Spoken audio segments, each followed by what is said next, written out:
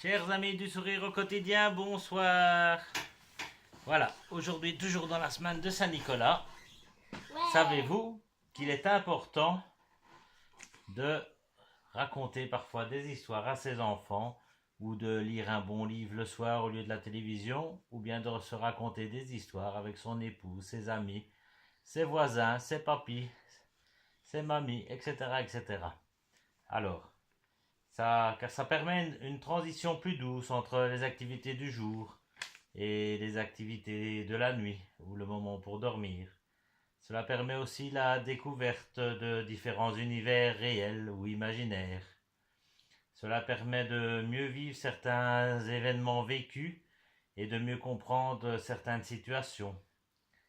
Cela apprend à l'apprentissage de la lecture, donc ça donne de la motivation pour apprendre aux enfants et aux autres personnes à lire des livres. Et alors c'est aussi un plaisir de passer un moment avec ses enfants, ses amis, son époux, son mari, la famille, ses voisins, etc., etc. Alors aujourd'hui, je vais raconter un conte de Saint-Nicolas. Vous êtes prêts?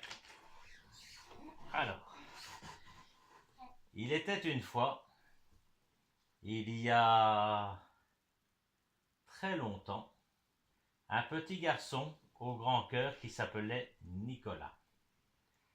Nicolas était un garçon fort généreux. Il aimait beaucoup donner, partager et faire plaisir aux autres. Quand il voyait quelqu'un qui avait faim, il lui donnait sa collation. Quand il voyait quelqu'un qui avait froid, il lui donnait son manteau. Nicolas aidait les autres autour de lui. Son cœur rayonnait de bonté. Un jour, alors que le petit Nicolas était devenu un jeune homme, il apprit qu'il y avait une grande ville, loin de chez lui, où tous les gens étaient pauvres et n'avaient rien à manger. Nicolas demanda à ses amis de l'aider. Ensemble, ils firent le tour du village pour demander aux gens d'être généreux. C'est ainsi qu'ils recueillirent des grands paniers remplis de pommes, de clémentines, de noix et de pain.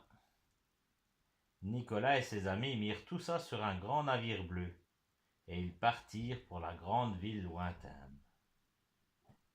Le vent souffla dans la grande voile blanche.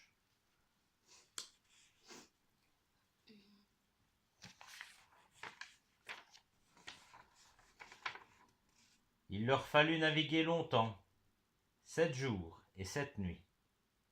Lorsqu'ils arrivèrent au port de la grande ville, c'était le soir. Il n'y avait personne dans les rues, mais on voyait la lumière briller aux fenêtres. Nicolas frappa à une porte. Une maman ouvrit, mais il n'y avait personne. Elle trouva une corbeille remplie de pommes, de noix, des graines et un pain. Toute la famille se réjouissait et ensemble ils mangèrent un bon repas. C'était la fête! Nicolas et ses amis firent ainsi le tour de la ville. Tout le monde avait le cœur en fête. Ouais! Bientôt, les enfants retrouvèrent leur santé et leur bonne humeur. Nicolas continua d'être généreux et bon avec tous ceux qu'il croisait. Quelques années plus tard, alors que Nicolas était un vieillard, il rencontra une famille très très pauvre. Il y avait 3 jeunes filles et leurs parents. Le soir, les fillettes faisaient sécher leurs chaussettes sur le bord de la cheminée et elles allaient se coucher. Un matin, à leur réveil, les filles remarquèrent une bosse dans leurs chaussettes. Elles les décrochèrent, plongèrent leurs mains à l'intérieur et découvrirent un sac rempli d'or. Il y avait suffisamment d'or pour toute la famille. Ils étaient si heureux. Devinez qui avait lancé l'or dans la cheminée. Nicolas. Nicolas, bien sûr. C'est bien.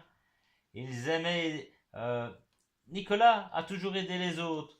Son cœur était si grand, si bon et si généreux que certains l'appelaient Saint Nicolas. Saint Nicolas. Il aimait aider particulièrement les enfants, si bien que d'autres l'appelaient Père Nicolas. Maintenant, Nicolas est au ciel, et tous les ans, à son anniversaire, sur la terre, les hommes bons se souviennent de lui et de ses bonnes actions.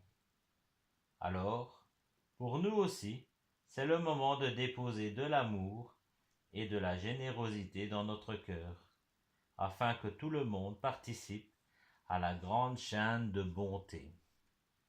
Voilà, C'était cool. c'était bien, hein? Qu'est-ce que vous en pensez? C'est chouette. C'est chouette? Amusant à écouter. Alors, à bientôt pour un prochain sourire au quotidien. Prenez bien soin de vous. Ciao, ciao!